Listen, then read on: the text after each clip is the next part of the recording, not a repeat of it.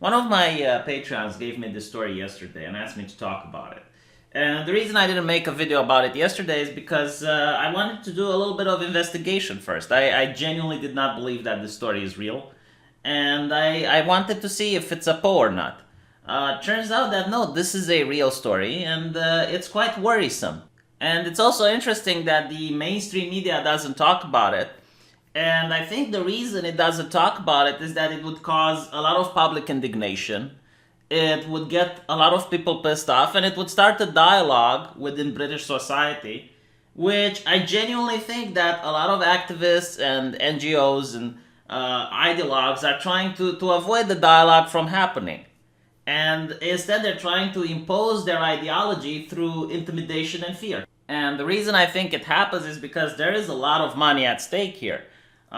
Take, for example, a charity called the Mermaids, which recently was supposed to get £500,000 from a lottery. But apparently, there was a lot of controversy because this charity in Britain encourages children under the age of 16 to transition. So, as you can imagine, a lot of people don't like that idea. And now there is controversy against it, and a lot of journalists and people in the press are calling the people bigots, uneducated, and they're very aggressive towards the people that are doing the backlash. And if you look into it, you'll also notice that the British government is constantly donating taxpayer money to these NGOs and these activist groups. And we're not talking about a measly pound here. We're talking about 4 to 5 million pounds, which is roughly $6 million. And this was in 2018 alone, in an effort to make society more inclusive for LGBT people. Now, allegedly, this is in order to eradicate the abhorrent practice of gay conversion therapy, the pray the gay away conundrum. And I don't know if it's a big problem in Britain, like if there are like actual church institutions that or gay conversion camps that are high in number in order to justify $6 million being spent. But what is interesting about this money is that how do you quantify the results? Like, allegedly, this is done to decrease the discrimination towards LGBT people, right? £6 million. That's a lot of money. You can build a lot of homeless shelters with that. And the question is like, okay, are they going to make a statistic in 2019 to see if the activist groups were actually successful in lowering the discrimination that gay people face in Britain? Is there like any sort of quality control? How can we even know like if an activist group is better than the other at what it does? So this is why a lot of people, including myself, believe that this is a sinkhole. It's a black hole where money just goes, and it's very difficult to actually talk if it was successful or not. Like, for example, when the government gives money to, let's say, the University of Medicine in order to start a campaign to raise awareness on hepatitis A. And then you got like medical students and doctors that are going from school to school in order to try to explain to kids that they should wash their hands, and they talk about what hepatitis is and how to recognize the symptoms and whatnot. After the campaign is over, they usually do like a statistic after a couple of years to see if the number of cases for hepatitis has gone down, to see if the campaign actually worked. I have never seen such a campaign for any intersectional femininity issue. Like they will have all sorts of money given to raise awareness regarding rape, in order to raise awareness regarding LGBT issues. But I never see like, okay, let's see if it actually worked. Like, let's see if it actually lowered the crime rates. Let's see if it actually lowered the discrimination transgender people are facing. And again, like, this is something that people from the trans community should also be interested in. Like, these people talk on your behalf. They claim to represent you. It's some person that you didn't vote for that is now getting government money, quite a lot of it, in order to push for your rights. And you should know if they're doing a good job about it or not. Because from my point of view, as an Eastern European, I think Britain has done quite well regarding transgender rights. Like in my country, for example, I think this was 5 years ago, there was a LGBT parade in my town. And there were people that came out with crosses and people that came out with religious icons as symbolism that started throwing with stones. at the LGBT group. And this happens in Russia as well, right? So you could make the argument that my country has a lot of work to do before we achieve the enlightenment of Britain. So for me, looking towards Britain, it seems that they probably fixed all of the discrimination regarding the LGBT people, and now they're just looking for reasons in order to keep having a job. Because if you represent the organization that's supposed to fight for transgender rights, and all of a sudden you manage to fix the overwhelming majority of things, well, now you would just have to become a watchdog. You would have to fire people, you would get less money from the government, and you'd have to downsize your corporation. And in order to avoid doing this, you have to make up new problems, you have to make up new issues in order to get the public on your side, in order to keep justifying your existence. And it seems that they have managed to do so in two ways. Number one, they're trying to push the idea of transgenderism for children, right? And a lot of people are against it. Like, a lot of people are uncomfortable with the school talking about sexuality to their kids because the parent wants to have that conversation with their kids. They want to have control regarding parenting, right? They don't want the school to be the one, the state to be the one that educates their child in manners of sexuality. So if they're that conservative, of course they wouldn't want even something like transgender rights to be taught to their kids. They want to have that conversation with their kids. So, charities like the Mermaid Foundations is causing an uproar because of that. Secondly, they have watered down what actually constitutes discrimination. Like, in my country, discrimination is throwing with stones into gay people, right? Like, that is horrible. That is violence. You're actually, trying to hurt another human being because of the way they are. But it seems that in Britain, discrimination has now got to the point where you misgender a transgender person, or just disagreeing with transgender ideology. So, for example, there was a case that I talked about a couple of days ago with a woman that had a similar shirt like this man that had the definition of a woman on the shirt. And because of that, she was asked to leave the premise of a bar that she often frequented. And I'm looking at that and I'm like, well, it's a private property. The owner of the bar has the ability to choose his clientele, and the woman can just go to another bar. But in the case of this man, it seems that the police has actually contacted him, like the government, the authorities, and he is now in trouble because of something that he posted on Twitter. And it is so bewildering and bizarre for me to see this. And other Romanians that I have shown this news, because usually lately I have a couple of Romanian friends that are just asking me, like, can you show me some other crazy article? And I showed them what's happening in Britain, and they do not believe it. They do not comprehend what is happening here. And you can imagine that they will probably be a lot more skeptical of transgender ideology when it comes into Europe, because they're looking at how far it has gotten into Britain, and they disagree with it, right? At least in my country, people can vocalize their opposition. They can't be silenced because the police will send them threatening messages on Twitter in order to bully them into submission. Now, this is what I think about the transgender people, right? Obviously, anyone who picks up a stone or does any sort of violence, like it happens in my country, against a trans person, they should be locked up. Like, the full wrath of the law should fall upon them, right?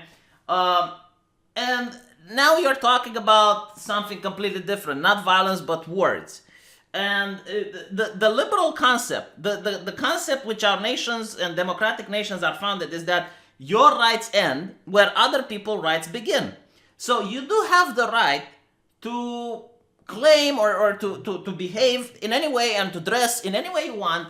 So if you want to adopt the lifestyle of a woman, you have the right to do so. No one has the right to stop you, because you have freedom of expression, you got freedom of speech, you got all these freedoms that you can benefit, right?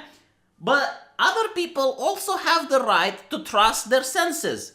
So if a person looks at you and all their bodily senses are telling them that you are a woman rather than a man, they also have the right to express that, just like you have the right to express your personal beliefs.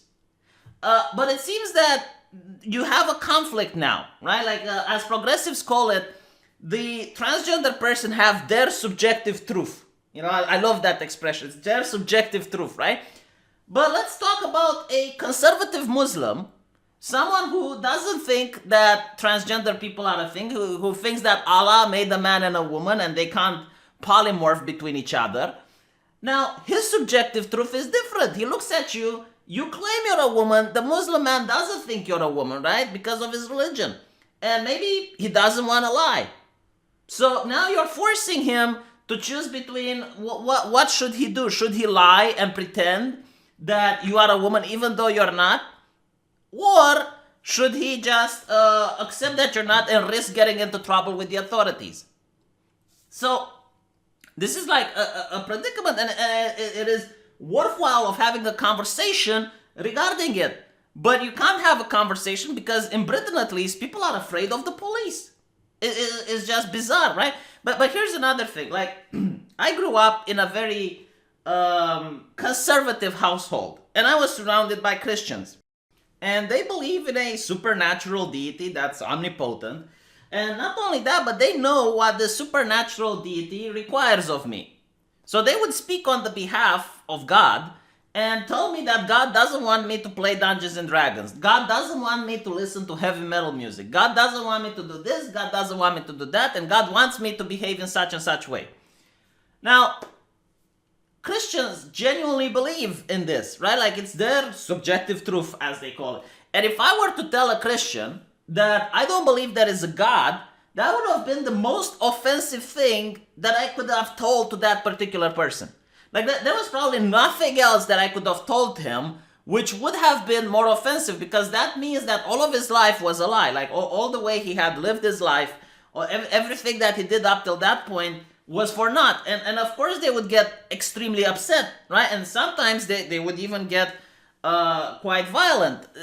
And like, I would constantly have to walk on eggshells in order not to upset the people around me that were a little bit more than extremely religious, right? They weren't just Christians, they were a little bit fanatical in their beliefs. So it's something that is very similar to what I see with transgender ideology. Not necessarily transgender people, but the ideology, right? Because you got people that believe they are of a different gender, and that's their belief. But you're not allowed to disagree with them. Because the moment you disagree, that is very offensive for them. And we have seen the video with it's ma'am, right? And you see how they react. And not only that, but now the mainstream media justifies the reaction. It treats the person who actually did acts of vandalism by destroying the shelves of a store, by knocking down the shelves of a store. It treats that person like the victim, while everyone else is the perpetrator of the crime. And this is insane. It's ridiculous. Like, there is no way any other person could have done that, to go into a game shop store and just kick down a shelf, and the media going like, oh, you're the victim in this situation, in this scenario. Like, their rage is somehow justified, right? And it's another interesting thing. There are other people who are having different mental illnesses. For example, schizophrenic people, right? Like, they can believe that they hear voices from the radio that aren't there. And if you disagree with them, they get very angry, they get very upset. Most schizophrenic people also suffer from suicidal tendency, but you don't see the same media attention. You don't see the same NGOs caring about this issue and telling you that you should never contradict a schizophrenic person. You should never tell them this, right? So in a way, it's a double standard. Another example is people who suffer from personality disorder. Like, they can say they're Elvis Presley, they can say they're Michael Jackson, right? And if you contradict them, again, they get very upset, they get very angry, they get furious. And you don't see, like, this push, this cultural push in order to tell people that, no, you need to actually believe that they are what they claim to be, and you need to shape your reality in order to fit that person's reality. Because at the end of the day, that's it. That is the problem. You're asking people to shift their reality in order to match the reality of the person you want to protect. And I disagree with it. I disagree when the religious people wanted me to shift my reality and believe there's a God. And I don't think you should force people to shift. Like, if some people want to be polite and actually follow this ideology, not to upset a transgender person, that's fine. But I don't think the government needs to step in and compel people to think in a certain manner. Because when the government does that, like when try, because at the end of the day, it is the definition of thought policing, right? Like it is the definition what you think. Do you think this is a real woman? Yes or no? And if you answer in the wrong manner, you deserve to be fired. You deserve to be fined. You're going to have problem with the police, right? This is what we're talking about. We're not talking about just simply misgendering someone. We're talking about the problem of the government stepping in. And you can't have a democracy, you can't have an actual free nation when the government polices on how people think on any issue. You know, like the government should police people's actions. Like, yeah, you're not allowed to do, but never you're not allowed to think. Because if you do that, the ideology itself will crumble. It makes no sense that this is what angers people, right? Because here's the thing. If you believe that any person can just identify as the opposite gender and should be treated as such with no disparity, then first of all, if I don't want to have sex with a person because, you know, they have a penis, well, I can be now called transphobic. Because that person identifies as a woman, and therefore, I am the problem because my dick discriminates towards that person. There have been articles in the mainstream media actually talking about this. Like, this is not an issue that I'm just making up. Like, I have seen article after article talking about how women can have penises. Like, this is where this ideology is leading, into Cuckoosville. And if you disagree with it, well, you're going to have a knock on the door from the police officer if you live in Britain. We're going to get to that. Secondly, it's like, okay, so you want to believe that a man that identifies as a woman should be treated as a woman. Okay, what if you talk about a person who's not transgender? Okay, like I want to make it absolutely clear, not transgender. Just a very dishonorable person. A person that has absolutely no sense of honor and dignity. You know, let's talk about the rapist. And he gets caught by the police, right? Now, he's not a transgender. Again, like I want to make this clear, people understand. But he claims to be transgender. He lies in order to get put into a women's prison so that he doesn't go into the male prison. What do you do then? How can you know that he is lying or not? You don't have a truth detector. Maybe he suddenly identifies differently, right? And now it's ma'am. It is ma'am. It is ma'am. How can you disagree with that? Like, you're going to go into all of these problems that if you follow this ideology all the way through. And this is why they don't want to talk about these problems, because they're actual controversies, and it's difficult to have a conversation, you know? Trans ideology is so fragile. But why am I talking about this? Why have I been blabbering on for minutes on end? What actually got me to make this video and to just, you know, finally speak out about this? Because a lot of British people can't. Like, this is why I'm doing this. British people can't talk about it, so considering that I got, you know, British subscribers and people from Britain that donate money to me, fine, I'll speak out on your behalf, because the police in my country isn't going to arrest me for it. So there's this person who tweeted this. You're a man. Your breasts are made of silicone. Your vagina goes nowhere, and we can tell the difference even when you are not there. Your hormones are synthetic, and let's just cross this bridge. What you have, you stupid man, is male privilege. Right, so this is a trans radical feminist, and you can disagree with her, you can agree with her, doesn't matter, but I don't think the government should step in, right? Like, she just posted something on Twitter. At worst, people should be able to block her, but I don't think the police should actually take away from their important time and resources in order to actually try to prosecute this person, which is what actually has happened.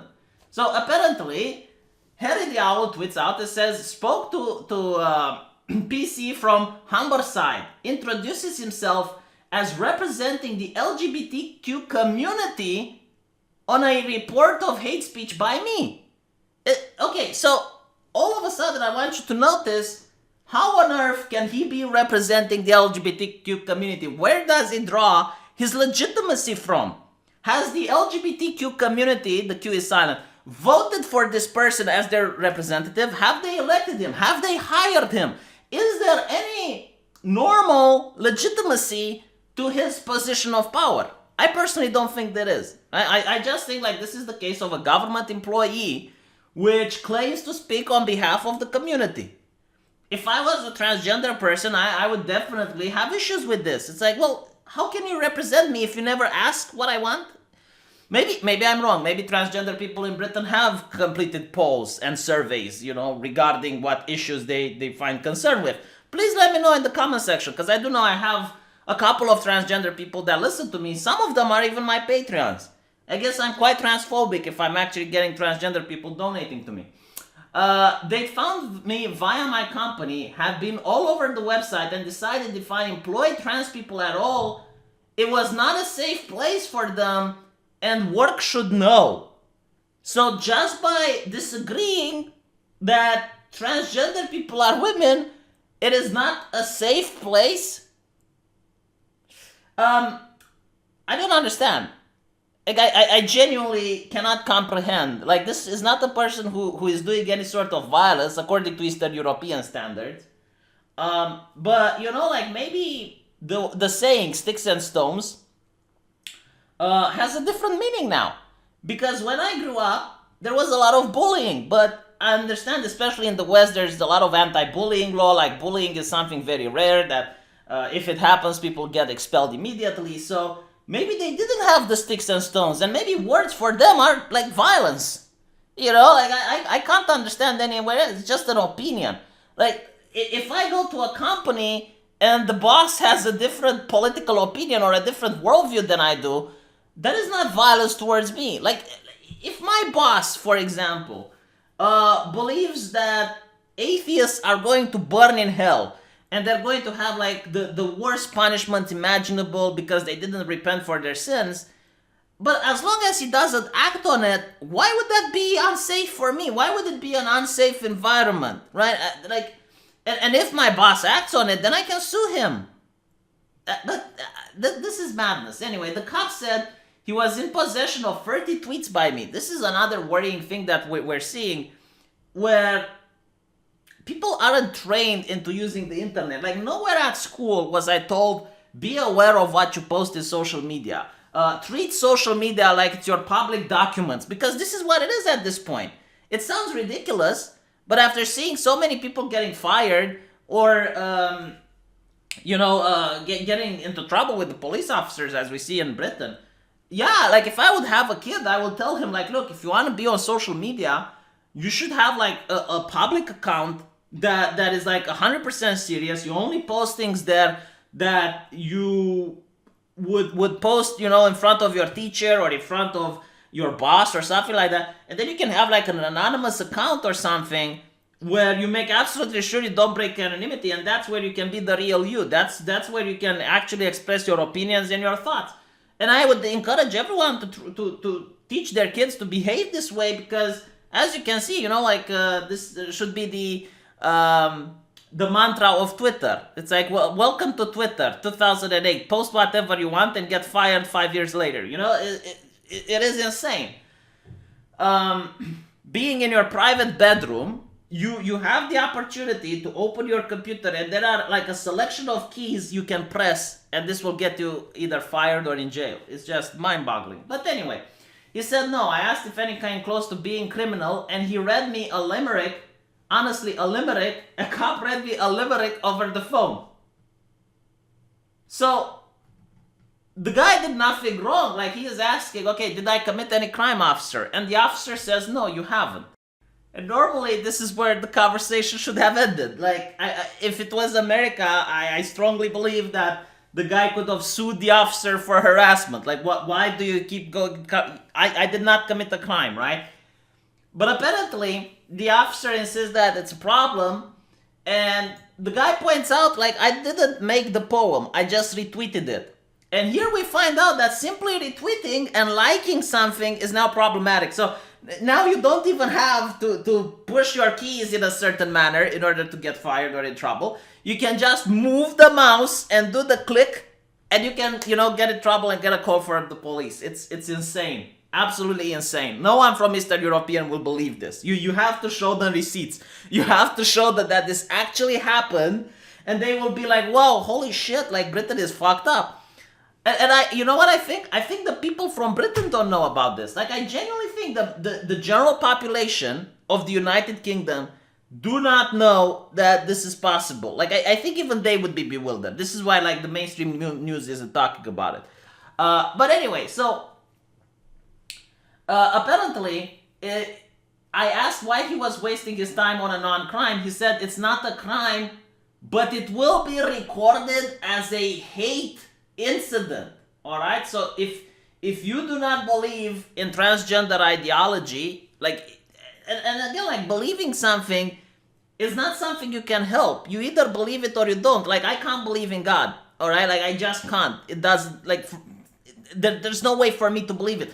A Christian man or a Muslim man cannot stop believing, right? Like they genuinely believe, so it's something very personal. But I guess like you have to lie now. You have to pretend that you believe, otherwise you're a hateful person. How does this make sense? So I've added to a statistic even though there is no crime, which brings me to my next point. The cop repeatedly called the complainant, the victim.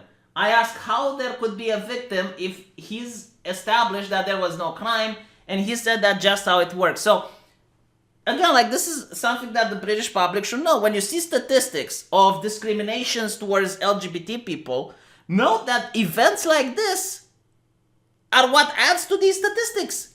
And this is why I firmly believe that the transgender groups that are getting so much money are in dire need of these statistics, why they water down the definition of what it means to be hateful so they can justify getting more money. And then they can tell the British public, oh, hate crimes have rose. It's like, what happened? Well, there was this guy who retweeted something on Twitter. That's a hate crime. It's like, I'm sorry, but you can't do this. This is disingenuous. You're actually diminishing actual crimes. You're actually taking away from actual issues. Sorry, my bad. But anyway, the other interesting thing is that if there is no crime, how can he be a victim? And note how the cop doesn't even try to explain it. Like he knows it's a ridiculous concept that he can't defend, so he just decides to move on. And also another interesting thing, like at no point does the cop decides to explain or I guess educate why the man is wrong. It's like, no, he is wrong because the law says he is wrong and he needs to change, right? And I'm thinking about this, like my grandmother is a very conservative woman, right? Like she, when you go into her house, she's got like this altar. I'm not even kidding. Like it's like walking into church. There is absolutely no way that you can convince my grandmother that a man can become a woman. Like she will not grasp the concept. Like, do you understand this? You can bring like 4 or 5 university professors to explain to her. Now, another problem, I guess, if my grandmother was in Britain, this would be a huge issue, is that she tries not to lie because according to her, lying is a sin, right? And she's a Christian, right? So if she doesn't believe this, and she thinks that it's sinful to lie, you can see why she would get into problem with the British authorities. Then, my comment was that by framing the complaint as a victim, this made me by default a criminal. I asked him from desisting from using it. I genuinely think that he might be able to sue. I don't know the British law, but I think you can sue. I know that in my country, for example, I was traveling with a lawyer friend of mine. We got stopped by the police, and it was because someone rammed into his car, and the police was also saying, like, the perpetrator. It's like, well, hold on a bit. Like, did you establish that there was a crime that we committed? That thing? Oh, no. Okay, so you can't call us that, right? Like, this is defamatory. But anyway, this is where it gets incredibly sinister. And this is why I decided to make the video. The cop told me that he needed to speak with me because even though I'd committed no crime whatsoever, he needed to check my thinking. Check my thinking. Like, this is insane. I think the British public would be revolted if they found out. I genuinely think so. I think even people who vote for the most leftist government, like people who vote Labour in the United Kingdom, they would get upset. I know people that are very progressives, and they would get upset about. And here's the thing: if you don't get upset, right? If you don't get upset, let's say that you are a person that's full on LGBT, you know, like you believe that all of this is perfectly fine. You believe that it's okay for the police to do this. It means that you are okay with the idea, you are okay with the principle, like on principle, that the government should tell people how to think. And if you believe this, then if, let's say, the elections are won by UKIP, let's say UKIP wins the next elections, you will not be able to complain when they use their power as the government elected in order to tell people how to think. Right? Like, you can't, like, just, you can't pick and choose. And then the question is, do you want the government to be able to dictate? Because right now, your, preferential party is in power. That's fine. It can happen. But we're in a democracy. The power shifts. Like, you look at history. You had left-leaning governments and you had right-leaning governments. Do you want them to have the power to dictate to people how to think? This is just absurd. Not to mention, who gets elected in order to be the thought police? I just, it sends shivers down my spine. Reminds me, it's just like in communist Romania, mate. I keep saying this as a catchphrase, but honestly, how can I not when I see these things? Finally, he lectured me and said, sometimes a woman's brain grows on a man's body in the womb, and that is what transgender is. Well, my response would be, what is a woman's brain? Define what a woman's brain is. Like, do you... and this is something that I don't even think it's possible, right? Like, we didn't really cover this in med school, but I think if someone finds a brain, right? Like, just a brain in a jar, if someone manages to find it, I don't think they can actually determine the sex by looking at the brain. I don't think they can.